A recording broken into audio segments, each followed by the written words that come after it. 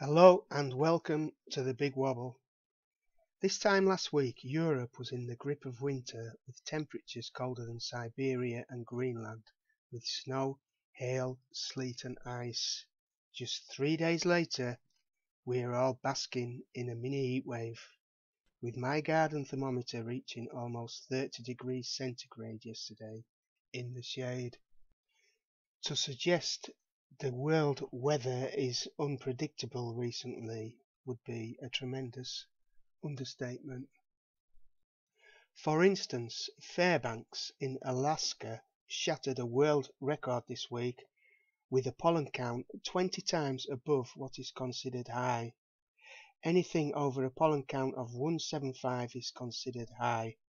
Fairbanks recorded pollen levels this week of above 4,000. And high temperatures and dry weather are thought responsible for the massive fire which has destroyed the Canadian city of Fort McMurray. These are Canada's oil fields. Walls of flames that have swept across this huge area all week are still raging and destroying everything in their path. The town of Fort McMurray in Alberta is in what's known as Canada's oil sands. Tens of thousands of people have already been evacuated and are heading south to the relative safety of Edmonton. People have had little or no time to collect their belongings. One family could only watch fire engulf their home through CCTV cameras. The aftermath has left half the town completely destroyed. Elsewhere, the flames continue to sweep across this dry countryside. The fire has engulfed around 400 square miles. 1,600 homes and buildings have been destroyed, and there are fears that oil storage facilities could explode. Convoys of vehicles are moving south, but at times this has even become too dangerous as flames 200 feet high reach close to the only main road. Officials say the wildfire could double in size over the weekend.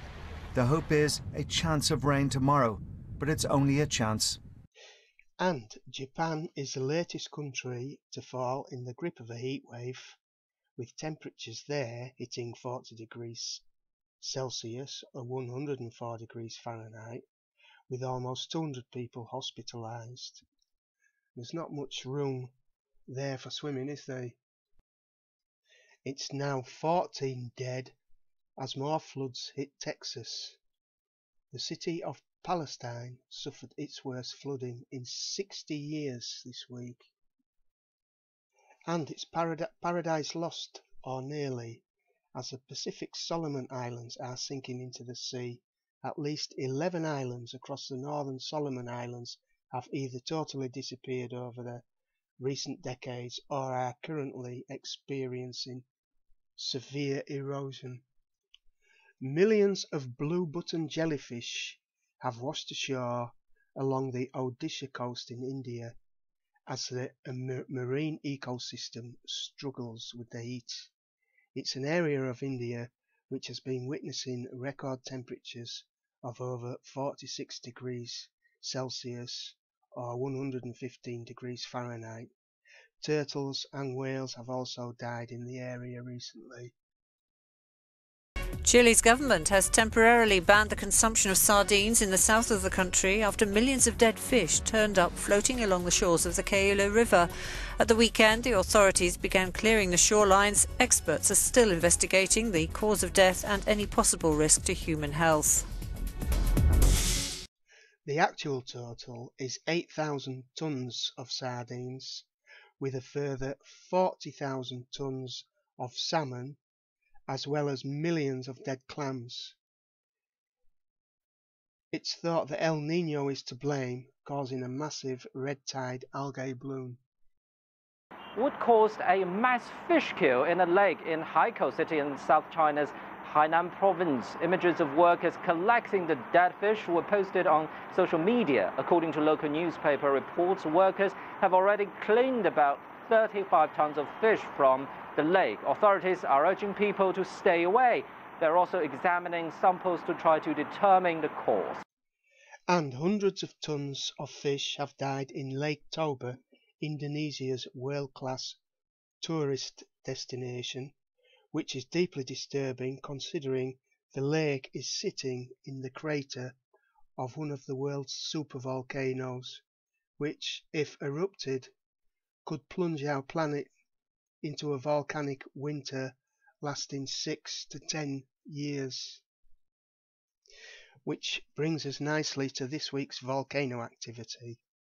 After 60 years sleep, the Bristol Island volcano spews ash, gas and steam into the South Georgia sky after heavy quake activity. The Cleveland volcano in the Aleutian Islands erupts steam and ash emissions this week after recent activity. And here is a thought. Is Mount St. Helens recharging 36 years after the deadliest blast in US history? Scientists have detected more than 130 quakes there since March, with the earthquakes steadily increasing. Michelle Chamberlain lives in the Beacon Hill neighborhood of Fort McMurray, an area now more than 3/4 destroyed. He works the overnight shift at an oil company, so he was asleep Tuesday afternoon when he got a call from a friend to get out. He grabbed a few things and left in his truck, filming from the front and back cameras. He let his office know he wouldn't be in that night. Hey, it's Michelle. Let's there. I don't know if I'll be in tonight. At several points, you can see embers from the fire had landed across the street, lighting new fires near the houses.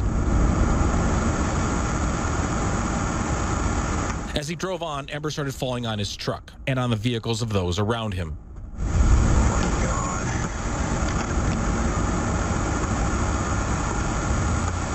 He said he could feel the pressure to try to get out of there,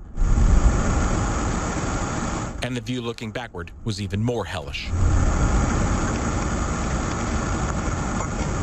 Finally, he sees the smoke clearing ahead of him and calls a friend.